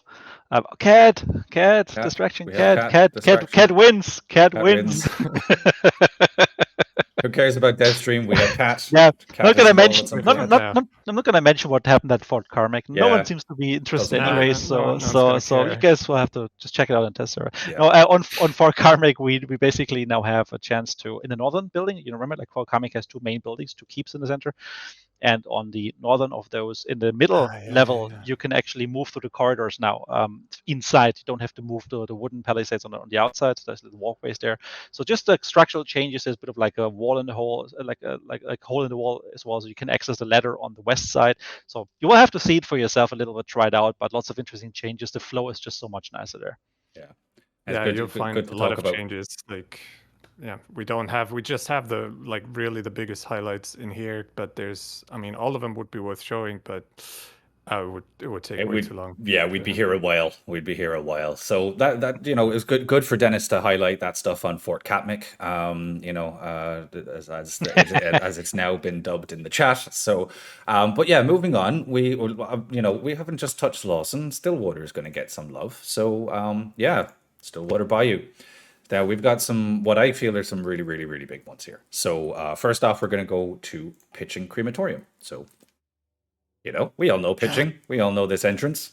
I'm sure we're all familiar with it. Pitching, it's with all these underground areas. They're always play a bit awkward where you don't really want to go in, especially in this shot. You see this ramp.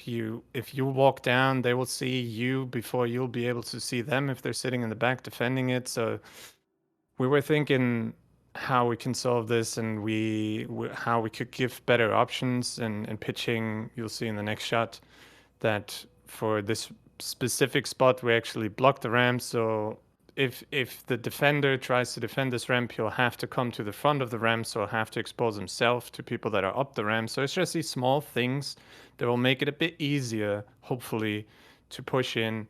There's also a new entrance to the boss room downstairs, so you have more options. The elevator in pitching, that was this small cage elevator, has been replaced with the bigger platform elevator that we have, so you can actually get your whole team on there and go down. It's Nice. kind of funny. That's pretty cool. So it's these small things that we're trying to do to get these, to diffuse these stalemate underground area situations a bit more, right? Yeah, that's really cool. That's really cool. So next up then, we're going to move over to Lock Bay Docks. And here is Lock Bay Docks as we know and love. And here is how we have changed it. And how we will love it even more. And yes, indeed. One example of the changes to Lock Bay is now you can go from the roof. You can actually go inside the top floor of the building, which has always been this awkward fight where people are on the roof. One team's on the roof, one team's inside, and they're trying to jump to see each other through this top window, right? Whereas it was always, I don't know, it was kind of comedic in a way, but now you can actually just go straight through and just blast them or get blasted, Same applies to the next area in the next screenshot. Just a little bit around the other side, around the corner. Yeah. And here's how it looks now. It was basically dead space before, and now you can actually go around the corner. If you can't go through the one side, you can go around the corner, try to push in from a different angle. So it's just more options to circle. I mean, you can always also drop down and then go in the bottom floor if they're really defending the top floor, right? Everything is bunked up in the top floor, so you just jump down, go in bottom floor. It's just more options. Just to kind of prevent these stale situations where nobody really wants to make a move. Yeah, and I think it's really good as well that we're able to do stuff like this. I think it's going to change things up quite a bit for a lot of people. So that's Lock Bay. We do there's other changes. Like we said, there's a load of images, but we'll show most of them during the in our blog, and then once it's on test server, you guys be able to check it out more. So moving along, then we have Catfish Grove. So here is Catfish before. Hold on to that, because talking about stalemates, this is the prime example for me is people on the other side of the water, shooting at Catfish, shooting at people in the boss pit, but nobody's gonna push over. So people are just gonna stay in on both sides of the water and just look at each other and not really make a move. So now we jump to the after. Boom. Now you can just go over. Boom. Boom. That's just as simple as that. Boom. Bridge. Boom. There you go. So yeah, I mean, it's like, I think, like, for me, I agree wholeheartedly with that stalemate. Catfish was always one of those areas where I just really just was like, no, if I go in the water, I'm dead. If I go in the water, I'm dead. I go in the water, and then I was dead. So this really does open it up quite a nice bit. So, and we have a couple of more things in Catfish as well. If we move on to the next slide here, so we see the log side, and that cabin on the outside gets a bit of a revamp. Yeah, it's hard to see in the screenshot, but you can see kind of this crane there. It's holding a log, so there's actually now a bridge, so you can go from the log pile. You can walk straight into this little cabin on the side of the building. So no more jumping down and taking the ladder back up. Getting a headshot the moment you go up.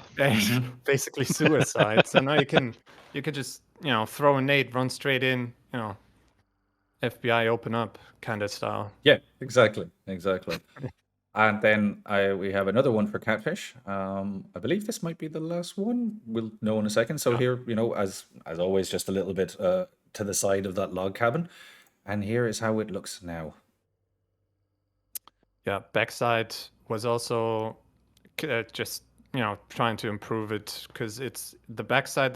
This whole back island was basically its own pocket, and we're just trying to improve the options and the interactions between this pocket and the actual boss room, both ways, obviously. So Yeah. this is what it's looking like right now. Yeah. So that's it with Catfish, and we're going to move on to what I believe is the last main thing we're going to talk about with the compounds, and that would be. It's been a controversial topic. People have been discussing it for a while. I've seen it pop up in chat like 1,000 times already. Yeah. So people are already spamming it. It's and Scupper, just before you guys see it, I totally stand by the decision to do this change. Yeah. So because people don't like Scupper is what we were feeling. So we thought, and we were thinking about how and why is that. So we thought we would just, basically, if you go to the next screenshot, just show it to them. Show them. So this will be just add some more water, basically. Add some more meatheads, some more water devils, because I don't know, I feel like it was too easy before. So I mean, it was a bit easy, and I mean, I'd like to maybe think about a nickname of Suffer Lake. With this, we make we want to improve it. Lots of meatheads, lots of water devils, more water, and So okay, look, you guys have obviously clearly figured it out already that we are not doing this. Don't worry, but. We do have some changes to Scupper. We had to have a bit of a mess with you guys first off. We couldn't just leave it off and give you all the nice things.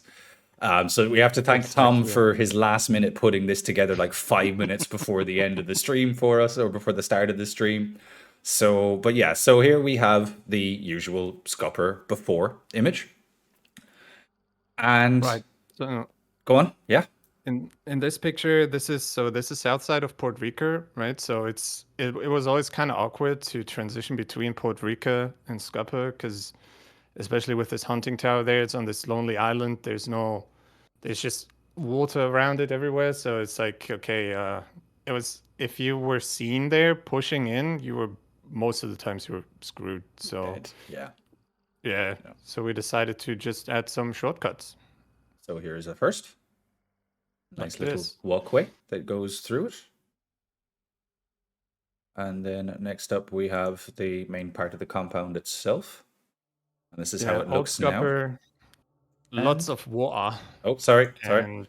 Sorry, no problem. Lots of water, lots of bush, and you all know it and hate it. So we can go to the after now. Yeah, even though I already spoiled it, so no problem. So now it's with this guideline that I mentioned it in the last time I was on stream, is we want to use water as an obstacle, and not as a gameplay space. And this whole rework was basically under this was the how you say the thread throughout this whole rework is to just have more land and have more options for people to not having to crouch through bushes and shrubs and water all the time. So there's more buildings, more cover. There's a clearer compound perimeter you can circle around. The approaches to and from Scupper in all directions have been improved. And just generally, it gives you a better flow when approaching it. Cool. So next we also still try to obviously keep the theme of Scupper intact, right? It's still gonna be about being flooded and kind of like the sunken village type of look that it has. It just gives you more options, and I think that's been like the problem of it. Like it always looked kind of nice, but it always played pretty mediocre just because of the limited options the player had, like being a corner compound, having limited ways of getting in and out, and even moving through the space. And now finally we have a chance to actually give you guys more options to play with this, rather than saying, "Oh my God, Scupper!" And actually, you hopefully will say, "Yes, Scupper!" Yes, definitely. I have been since I've been seeing this anyway. So, but so we go to the other side of the compound and we see the before as it is currently now, and how it looks with 1.7. Like Tom, you said, you can see another more defined small little.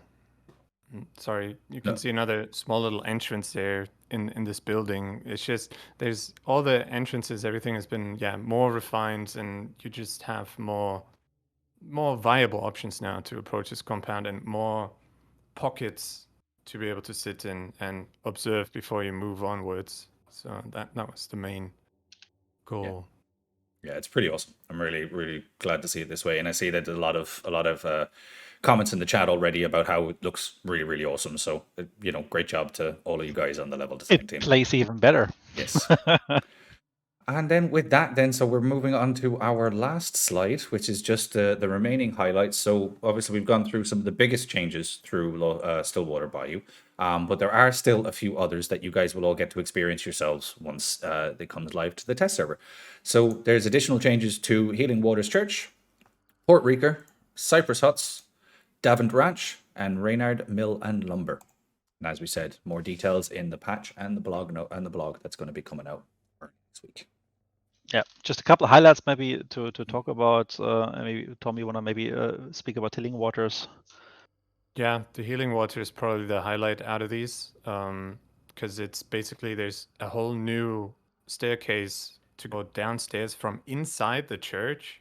You now have a staircase that goes down into the crypt that also doesn't end up, because right now you only approach it from two sides, right? And we added some new entrances to it, but it's still only from two sides. And now this is like a complete new direction to enter the basement, and should just give you more options, more valid options to go down there. And again, to try and combat these stalemate situations where you don't really want to go down, you don't really want to push, but the team downstairs doesn't really want to come up. So yeah, it's very nice. I think it's also very well placed, just like at the northwestern corner where we have the generator, right? Basically, the moment you go inside, you have the staircase that leads up, and then obviously underneath it, now you can actually go down into the crypt from there. So it just opens up so many more options, like be that like making like a daring escape from when you're actually inside the layer, as well as just opening up new venues for pushing. So, my opinion, one of the best changes on that. I really like that from a playstyle perspective. Like, just opens up so much more and makes sure that both compounds, both boss layers actually become part of the combined strategy, how you want to attack and defend. Yeah, it's really cool. There's just so much with it. It's just been really awesome to kind of go through all of this stuff with you guys through the last couple of days, and to be able to finally get to show this off as well, and show that the awesome work that the level design team have been able to put into it. So yes, much kudos. Yeah, much kudos to you guys. And Tom, thank you very much for joining us today to actually talk about the level design changes. We greatly appreciate it. We know the stream loves having you around. So with that is the end of our presentation. So Valentine, if you're there, we are going to switch over to our Q&A portion. And Val is back. Hi again, Val. Woo-hoo. So yeah, there you go, Tom. Chat. We love you, Tom. So thank you very much again. And thanks to Val for going through all of the Reconnect stuff. And as always, Dennis, thank you very much for joining us for the game design aspects. My pleasure. So what we're going to do now is we're going to have a look for some questions. If I can bring up Discord. So let's maybe try to organize them a little bit, because we had these three big blocks, right? We talked about the Reconnect feature in the beginning. We talked about some of the new features like weapons and the quality of life changes, and we talked about the level changes. Maybe let's try to figure out like how we can have a few of questions for each of those blocks, so they are thematically connected, and gives us a chance to build up upon each other. So I think Ari has a couple of questions there. So yeah, do we want to? Do you see do you guys have the chat up as well? You want to see that first question there? I think you're muted, Val. Nope. Oh, no, you're not. Not really. No, you're okay. No, I'm not. You're not. So when dying while disconnected, will that still affect a player's KD? The most important question ever. Yeah. Short answer, yes. Basically, because you are still part of the match, or at least your hunter is still part of the match when you disconnect, your hunter can be shot. So your hunter can die, therefore your KD should be affected in some way. So the answer is just a plain yes. Easy. Yeah. Cool. So what happens if you disconnect during extraction? Let me get this together. If you So say you're in the extraction point, the timer starts ticking down, and as it hits like 25 seconds, boom, you get kicked out. What happens? Yeah. So basically what happens is more or less the same thing as with the KD. Your hunter is still part of the match, and your hunter is standing in the extraction zone. So even though you are no longer connected to the server, your hunter extracts. So if you're already in the extraction zone, and of course you are not shot, or an enemy is nearby, you will extract, even though you were not there to witness it. Cool. Okay. And last one on the on the Reconnect stuff, the yellow disconnect icon, will that be only visible to your teammates? Are other people going to know if you've disconnected or not?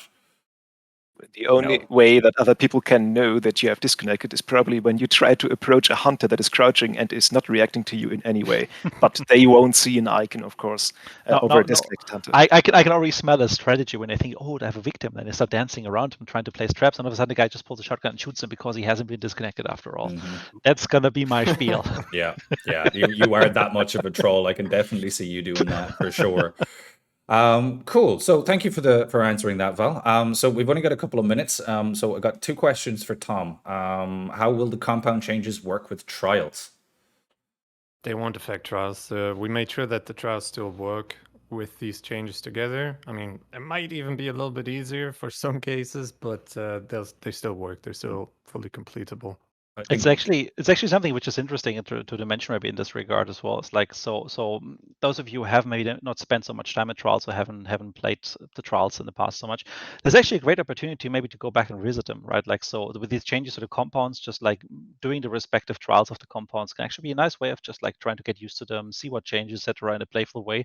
And even if you don't want to play the trials, you can always use the free roam feature of trials mode. So you can always go in, load any of the 3 maps, and in this case, then just like free roam around, get used to what's going on there, just try it out. Don't have the pressure from a proper fight. Obviously, there's no AI, etc. there, right? If you just free roam, but it does give you a chance to do exactly that: learn the environment, learn the map. So, really suggest you guys once you're on the test server, try that out as well. Not just playing the sessions, because you can really specifically go to a compound and just check out what changed there. Cool. So last joke one for Tom. Are you going to rename Scupper Lake to either Scupper Puddle or Scupper Pond? So, I mean, look, obviously not one to answer, but because we're keeping it the same. But yeah, just had to be said. I like Suffer Lake. I mean, why not? Yeah. At least it's honest. Exactly. So Dennis, the last question for you, and then we're going to jump off because I know you have to duck out. So with the Berthier, will you reload a clip of 1 or 2 rounds if you have less than 3 remaining when reloading? Clear yes answer this as well. So basically, you will reload a clip with 1, 2, or 3 rounds, depending what you have left and what the round, basically what you can put in. So, for example, on the Bornheim, we had to do it a little bit differently back then. We didn't have the full support to really like show you like a magazine with different 1, 2, 3, 4, 5 size magazines. So basically, what we did is we kind of put like an empty one in, and then we kind of topped it up. Since topping up, however, is an option on the Berthier rifle, you have to kind of like prepare that on block clip magazine and then just put it in as a whole. In this case, we prepared variants for 1, 2, 3 extra rounds. Cool. Awesome. All right, so we are going to wrap it up at that for today, folks. We will have, as we said, we'll have more details when the patch notes come out. All going according to plan. Test server should be live with 1.7 tomorrow afternoon, European time. So, like, again, all going according to plan. We'll be able to give a better update probably later on this evening or tomorrow early. But the current plan is tomorrow you guys will be able to get your hands on all of this stuff on the test servers. So make sure you jump onto our socials and into Discord and keep an eye out for the announcements for when that is happening. So with that, thank you everyone for in chat for joining us today. Big thank you to Tom, Valentine, and Dennis for being here today to talk us through everything. You guys are awesome. We really appreciate it. And yeah, that is it from us. We are going to sign out. We're going to leave you with the end screen with our new song. I've already forgotten the name of it because I'm an idiot. Death is a Bird Flying. So thank you, everyone. We'll see you all again next time, and have a lovely rest of evening. Take it easy. Bye. Enjoy test server tomorrow. Bye. Bye, everyone.